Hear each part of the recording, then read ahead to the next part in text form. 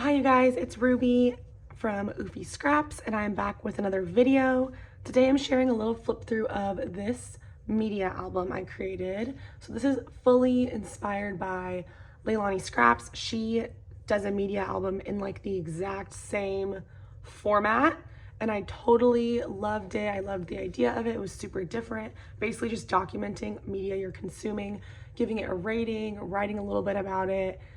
It looked really fun and everyone loves to give their opinion, I feel like. So it's fun to kind of act as if I'm a reviewer of movies and shows and books and whatever and put my opinions down. And also, you know, you watch movies and shows and you read books and you listen to music and have opinions and whatever, but then like looking back, I don't rewatch all the shows I've seen. I don't reread books ever. So it's fun to look back and see like what I thought at the time.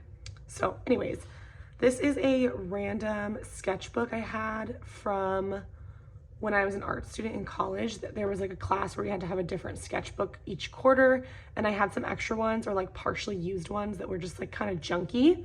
So I just turned it into this little album. I think Leilani does it in a Heidi Swap storyline chapters, and I do want to try using those. It's essentially the same thing, but I had these on hand and I was trying to be a little bit, you know, eco-friendly, reduce, reuse. So I covered it in this paper. I think this is from the, sorry, there's something stuck to it, the Obed Marshall collection. I don't remember though, but whatever, it's just a random paper. I put some washi tape and then my little label maker and some stars. And then on the inside cover, I did a little bit of like a layout, the good, the bad, and the boring, which I thought was kind of funny, because it's like the good, the bad, and the ugly, but it was about good, bad, boring content. And then a lot of these little embellishments are from a Citrus Twist ephemera kit and a sticker book. So anyways, that's that. And then we just jump right in. So this is kind of a random collection of media. I started this book and was really excited to just get started. So I went back and documented some things I read or consumed a little further back. So the first is the book, The Tattooist of Auschwitz. I've always really enjoyed anything about the Holocaust, like books, movies, TV shows. I think it's really, really interesting to learn about. I learned about it a ton in school, and I think it's just, you know, obviously horrible and interesting to just learn more about, but I do find that a lot of it is about the same themes. Obviously, like there's a huge theme of what was going on during the Holocaust, but this book was of the perspective of a man who was in a concentration camp, but he was able to use his skill of tattooing to his benefit. And so he was the person who would tattoo their like inmate numbers or whatever on their wrists. And so because he had this like skill, he was seen more of value to the Nazis and was kept alive essentially. Sorry, my dog is walking around. Hopefully she'll calm back down. But anyways, and then he falls in love with this other woman who's also in the concentration camp. So it was just a different perspective than I had seen before. I did really like it. I read this book in like March or April of 2020. So it was the first book that got me back into reading, and during the pandemic, the start of the pandemic, I thought it was a good time to try getting back into reading, and since then I've been pretty consistent. So this is definitely like the first book I started. I did only give it 3 stars. It wasn't like super exciting. Obviously it's not an exciting story, but it wasn't super engaging. I thought it was a really interesting concept, but it wasn't my favorite book. So I gave it 3 stars, wrote all about it. And then these are exactly the same concept of what Leilani did. It's 3x4 journaling cards that are digitals from In a Creative Bubble. I didn't use the exact same collection Leilani used, but I will link it below. So if you guys want to use it as well. And I just blew it up to be the size of my book. Then I watched Breaking Bad. So a lot of the shows I watch with my boyfriend. We like to watch shows together. I think it's a fun thing to do with your partner or a friend. It gives you guys something new to talk about. And I feel like I'm more engaged in shows that I watch with other people because I can't just like talk through them or like be doing other things while I watch. We usually sat down and watch. Breaking Bad is a super, super popular show. We definitely watched it way late. It came out forever ago, but I hated this show. Like 2 stars was very generous. I think it's one of those shows you do really need to like watch every part of it and like not ever look away, because there was like all these moments that my boyfriend was thinking were like so interesting and engaging, and I was so not interested. I hated the main character. Jesse Pinkman was cool. He was a little annoying. I thought his character arc was interesting. The only person I loved in this show was Mike, who is like the antagonist's like security guy. I love Mike, but if you know how the show goes, I won't give spoilers. I was annoyed to what they did with Mike. It was not my favorite. So I really didn't like the show at all. I thought that the filming style was weird. It was very slow. I just really didn't like that. I like the concept of the show. I really like shows about like crime and drugs and stuff like that, but I did not like that show at all. Anyways, the next is another book. This is The Ballad of Songbirds and Snakes. This is a prequel to Hunger Games. So pretty much the last series of books I remember reading before I picked up this book we talked about in April of 2020 was the Hunger Games trilogy. I read all of those books starting in the 8th grade. And I read this book at the end of my senior year of college. And that is the next, like, that was the gap of when I remember actually reading a book. Like, even for school, I would just kind of skim or spark note. I was not a reader, but now I'm a reader again. But anyways, when I saw that this book came out, I saw it at Target, and I just had to get it because I loved the Hunger Games books. I loved the Hunger Games movies. They were really good to watch. This book was a little bit boring. I think from start to finish, it wasn't like a page turner for me, but I do like the overall concept of the book. I thought it was interesting. It gave me a different perspective on what I ended up reading in the following books. So I gave it 3 stars. It was good. I think if you're a Hunger Games fan, it's worth reading. But if you're not, I would definitely not read it. So do with that what you will. Also up here, there's like the little, like, whether it was a print or an ebook, a TV show, movie, other, and I just put a little punch out of them, of a little star or a heart. And these are just punched out stars. And then what else? I wrote the authors' names. I tried stamping the titles, but my stamp set was pretty big, so I couldn't do like longer titles. I also do not like my handwriting, so this is a struggle for me, but whatever. Next show is Bridgerton. I really loved this show. Since this like documenting, at the time I was documenting this, season 2 has come out. I didn't like season 2 as much, but I did love the show. My whole house was watching this show at like different times. Like I had 4, well, myself included, there was 4 of us living at the house, and we each were watching the show, but we were all at different points. So like one person would walk into the living room and be ahead, and you'd have to be like closing your eyes to not see it. I don't know why we all didn't just watch together, but I really, really liked this show. It's fun. It's a good one. Definitely worth checking out. Then Money Heist, which is also, these are both Netflix shows. This was a show that was written in Spanish, or like produced in Spanish. Everyone spoke Spanish, and it was voice dubbed. Normally that really bothers me, but I was able to get through it with this show. I actually started watching this show when I got hip surgery. If you didn't know, I had a torn labrum from being a competitive athlete, and I had to get hip surgery in August of 2020. So as I was recovering, I had nothing to do, and my dad and I started this show together. So we watched it a ton, and then I recovered from my surgery, moved back to Santa Barbara from San Diego, and like didn't continue watching the show because it was like something my dad and I did together. And then I found out that he like didn't think we were waiting, and he just finished the show without me. So I never picked it back up. And then my cousin was like, oh, the ending was crazy. You totally need to finish it. So I went back and finished it.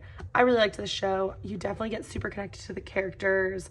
I always think it's interesting when a show or a movie or a book, I feel like it's kind of common, but I do really like it when they are able to make the protagonist also be like a bad guy. Like the things they were doing in this show was like they were robbing banks and stuff. So not necessarily like a good guy thing to do, but they also make you like fall in love with those characters, and you're kind of rooting for the criminals, which I think is always interesting. So I really liked it. I gave it 4 stars. And it was a really long series. So if you're looking for something that's like not just one season, I would definitely recommend checking that out. Then I read Untamed by Glennon Doyle. Definitely a very popular book. I really liked it. It's a self-help book. Also, this cover art is so pretty. The book that I had did not have this cover art, but I had heard about it a ton. I'd heard podcasts about it, all that stuff. I like self-help books. I think they're really good. I don't think they're super like exciting to read, but I actually read this at my old job. I would read it during my lunch breaks, and it was a really, really good use of my time. Instead of like sitting on my phone during lunch, I would eat lunch and read this book. And it's like, there were short chapters, very easy to consume, and overall not like mind-boggling concepts, stuff that made sense and you probably sort of already know, but it was a good thing to be like consuming and putting into my head, like very positive information and like affirmations and all that stuff. I would definitely recommend reading it. It just wasn't like my favorite book ever. I couldn't put it down. I just feel like for me, self-help books aren't like that. They're not like exciting, engaging stories. It's more like it feels good for the soul type of a thing. So I would definitely read that. I would definitely recommend it. It just wasn't like a jaw-dropping book, if you know what I mean. Then I went to see Sonic the Hedgehog with my boyfriend. I don't know about you guys, but I love like quote unquote kids movies. I always have, I still do. I used to go to the movies with my cousins every time like any new Disney movie or whatever came out, and I still love them. So we saw this not in theaters, I don't think. I think we saw this like on the computer, but it was really good. I had a fish named Sonic growing up. He was a blue betta fish. I loved him. He lived forever. We actually moved to California and I had to leave him with a friend because we couldn't move him across country. And so in my head, he's still alive today, still swimming. But my brothers played the Sonic game growing up. I forget what it was called. Sonic Adventure Battle or whatever. And I loved that game. They never really let me play. I had to just watch, but this movie was so good. It was so funny. I laughed, I cried, I was engaged. It was exciting. It was really like tongue-in-cheek kind of jokes that were really funny. And it was definitely one of those kids shows where like there were jokes for the adults too that the kids might not pick up on. I loved it. It's so good. I would definitely recommend it. It's like really just a fun movie. So, and it's not like a cartoon. It's animated where it looks like, well, there's real people, like real live action people, and they like animated or CGI'd Sonic in, and they did such a good job. I loved it. So anyways, there's that. Then Eat, Pray, Love. I actually did not finish this book. So I had seen so much about it. Everyone was reading it. My mom watched the movie and loved it and was saying how like I have to read this or see the movie. And I was like, oh, I'm gonna be a reader and read the book first because I never have been that way. But I actually couldn't finish this book. It was so boring. It's like a diary of this woman who's going through a big life change, and she travels to multiple countries and like ends up finding herself and whatever, which I love that concept.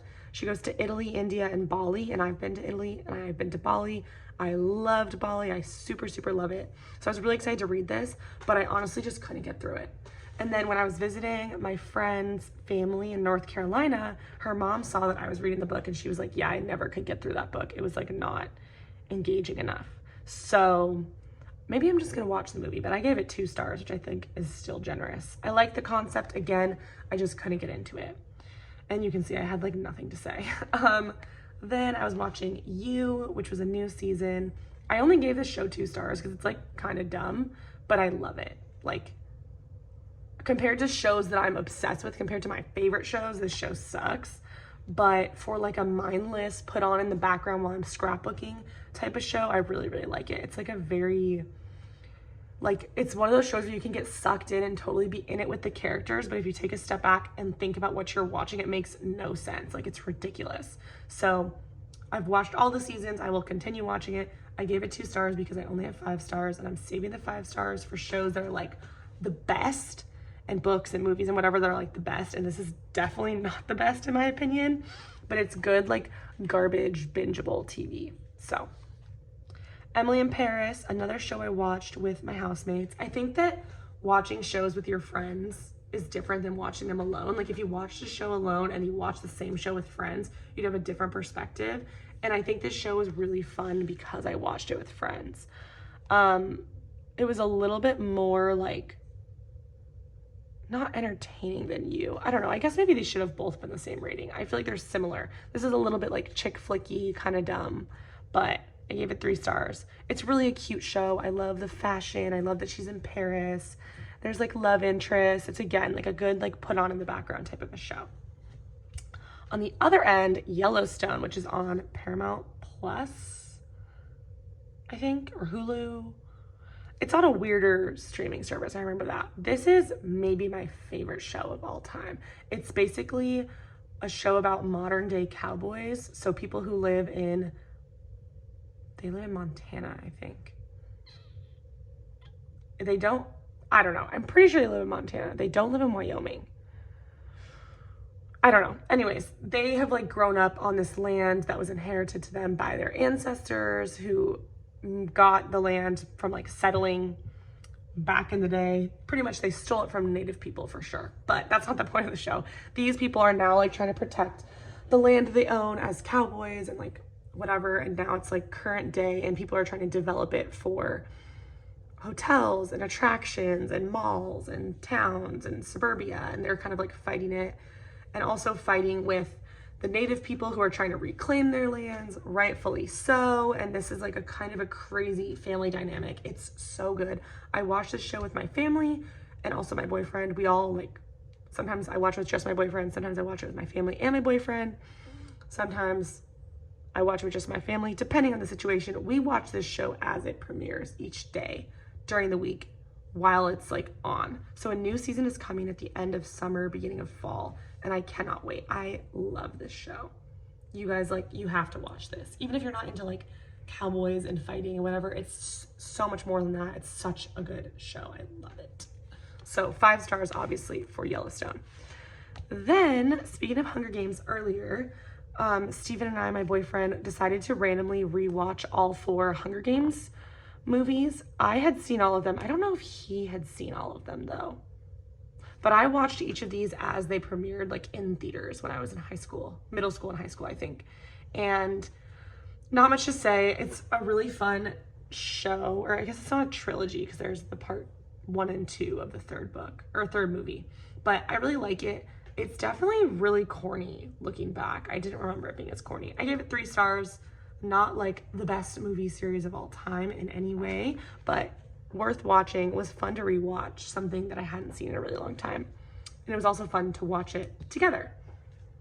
Sorry, I feel like I'm talking so much, but it's hard not to like give you a review. There's not much else to say about these layouts, if you will. It's definitely like more about the content than the scrapbookiness of it all. But I also really like watching Leilani's and seeing what she's watching and reading and consuming and getting myself like ideas for new things that I want to look into. So 1883 is another TV show. This is actually the origin story of Yellowstone, which was that show I was just talking about here. So this is like about their ancestors settling on the land that they now live on. So this is very much like bang 'em up cowboy type situation.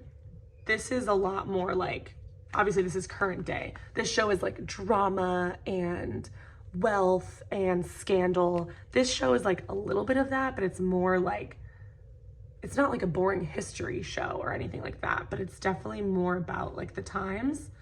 I did really like this show and I would definitely watch it, but I think that the regular Yellowstone is way better. My boyfriend likes this show more. But basically it follows his family settling and like traveling across the country along with a bunch of like people who are also, I think they're like immigrants from another country. Where are they from? I can't remember, but only like a couple of them spoke English and they were helping them settle and get across the country. They were trying to go to Oregon, I think, but they end up obviously not going all the way to Oregon because that's not where the Yellowstone is. But anyways, I really liked this show. I think it's interesting. I liked it better knowing it was an origin story of Yellowstone. I don't know if I would like it as much if it wasn't connected, but that being said, you can totally watch either show without watching the other one. Like you don't need to watch Yellowstone first to watch the show. They very much stand alone.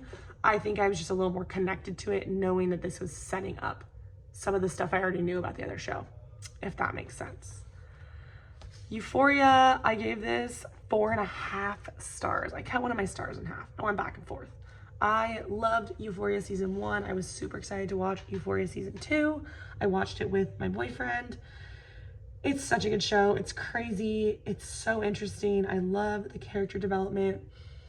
I just didn't give it 5 stars because I don't like it as much as Yellowstone, basically. But I love it. This is another one of those shows where, like, I watched it as it was coming out each week, premiering. I couldn't put it down.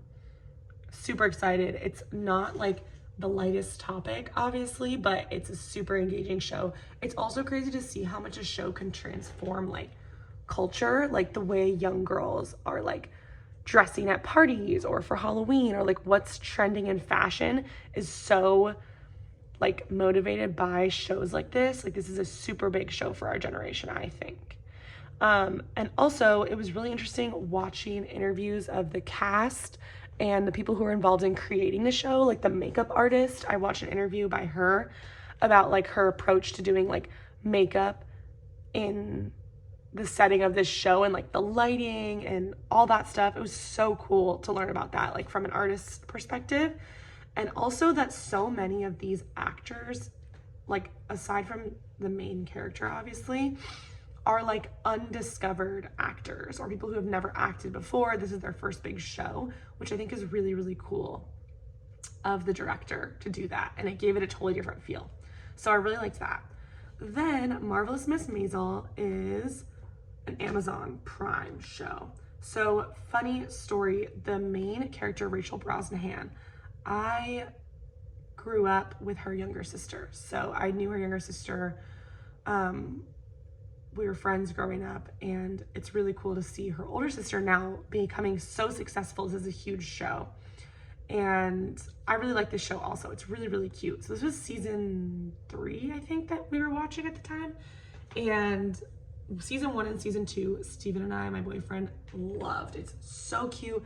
It's set in, like, the 50s, I think, something like that. So the wardrobe is awesome. They do such a good job with the wardrobe in this show. The setting, she's like her family's Jewish, and I was raised Jewish, so it's really funny seeing, like, all their, like, references to Jewish culture and holidays and, you know, relatives and all that stuff. But it's basically this woman who's married, living, like, the quintessential life, and then just kind of gets sick of it and becomes a comedian. And it's just this whole, like, it's sort of a feminism type of a thing, and it's really funny and really cute. Although season 3 kind of sucked. They didn't do a lot of her stand-up acts, and I don't know, I just didn't really like it as much. It was definitely let down. We were both bummed. And there is one more season coming out before the show is ending. Like, they've already announced it's the final season, so hopefully they tie it up really well. I definitely would recommend you still watch the show, because the first 2 seasons, I'm pretty sure, I think this is season 3. If this is season 3, the first 2 seasons are so good. This season's not terrible, it's just bad compared to the other 2, if that makes sense. So it's really cute, really funny, and definitely worth checking out. Then I have another book. This was Testaments. So this is a book, I don't know if it's a prequel or a sequel to Handmaid's Tale, which is another show I watch with Steven. And I love Handmaid's Tale. It's a crazy, like, dystopian setting. It's super interesting. Definitely not for the faint of heart. It's really a heavy, heavy topic. But if you're into that or okay with that, I would definitely watch that show. It hasn't come out with a season in what feels like forever. I think they're coming out with one in the fall, though. So anyways, definitely worth watching. I'm pretty sure it's on Hulu. But this book, again, I was at Target and I saw it and I realized it was about, I think it's a sequel. I don't know. It's something about Handmaid's Tale. And Handmaid's Tale, the show, was based off books. So this book, again, kind of like the Hunger Games book, it was cool because it was about something I'm interested in, but it wasn't like an incredible book on its own. It was a little bit confusing, like their differentiation between like setting, character, all that. I got a little bit confused, but I also am not like the best reader of like always paying attention to each word I'm reading. I get a little bit you know, daydreamy when I read sometimes. But I gave it 3 stars. I would definitely read this if you're into that show, and if you're like me and you can't wait any longer for the next season to come out. This kind of filled a little bit of a void for me. Then a podcast. This is Simply Podlogical. It is a podcast by Christine of Simply Nailogical. She does like nail art videos and then turn into like kind of a comedy channel. I've followed her since I was really young and I love this podcast. Her YouTube channel, or her main YouTube channel, was always very much about like nail polish, but more like spoof, comedy, funny, like stuff. And she's actually a really, really interesting person. She now owns a company called Hollow Taco, which is a nail polish brand. It's actually the top cut right there. I'm always wearing Hollow Taco nail polish. It's super, super high quality. I love her, so I was excited to support her, but her nail polish is like awesome, and I love nail polish. So I'm wearing it right now. I have it on my toes too, but I will not put my toes in this video, so don't worry. But this is her podcast with her partner, Ben, and it's a really interesting podcast. They talk about the randomest things, but it's her more from her like grown-up, educated perspective rather than her like silly YouTube persona that she's kind of created. She's a very well-educated woman. She has a real job working for the Canadian government, a real job outside of YouTube where she's kind of goofy and silly, and they just talk about all kinds of different stuff. I would definitely check it out. Even if you're not like a fan of her YouTube channel, this is definitely like a standalone podcast that I love. It comes out once a week on Tuesdays, and they do like Reddit reactions. They talk about current news. They talk about her nail polish company. It's like completely random, and I love it. It's so, so good. So definitely worth checking out. It's my favorite podcast that I listen to. Then the last 2 here, thank you guys for hanging in here. This is a long, chatty video, but I saw Batman with my boyfriend. He's super into superhero movies, shows, whatever. I am not. I think I saw one of the Spider-Man movies in theaters as a kid, and I saw the Avengers in high school, and I hated it. So he dragged me and my friend Olivia to go see this with him. This movie was so long, like way too long. I was like, it was really interesting. I think they did a good job with characters, with the actors they got. It was exciting. It was just too long. That's where they lost me. I was getting tired. We went and saw it during the day. I like to see movies during the day because if I go at night, I get way too tired and like fall asleep, even if it's a good movie. So like I'm into like a matinee. It's cheaper and you're not tired at the end of the day. And when you go home, there's still stuff, like there's still sunlight happening. So it was a good movie. I really, really liked Catwoman. She was cool. She was Catwoman, right? Yeah, she was Catwoman. But it was too long. That was where they lost me. Otherwise, I really, really liked it. I wasn't familiar with the story of Batman, so it was cool. Steven was definitely whispering to me during the movie, giving me like context that I wasn't aware of. And then I would whisper to Olivia because I knew she also didn't know. But it was good. And if you're not into superhero movies, this is not a bad one. It was just really long. So maybe go when you have a lot of patience and like you're ready for a long movie. I am not the best at movie watching because I get bored. So it was good. It was just a little too long for the 5th time. Then the last one is a book. This is Emily Ratajkowski's My Body. Emily Ratajkowski is a model and she owns a bikini line now. She was like kind of made famous by her experience on the Blurred Lines music video. What is that guy's name? I can't think of the guy's name, the singer. He's kind of not the best guy from what you read in this book, but it's basically like her, it's like a personal journal or like diary of like different stories of her life as an experience as a woman and like as a beautiful woman. Like she's a beautiful woman, obviously, and she's definitely like made money from her beauty and like what's the word, like monetized herself based on how she looks. And I think it's easy for people to look at someone like that and be like, wow, she's so lucky, she's so gorgeous, she gets whatever she wants.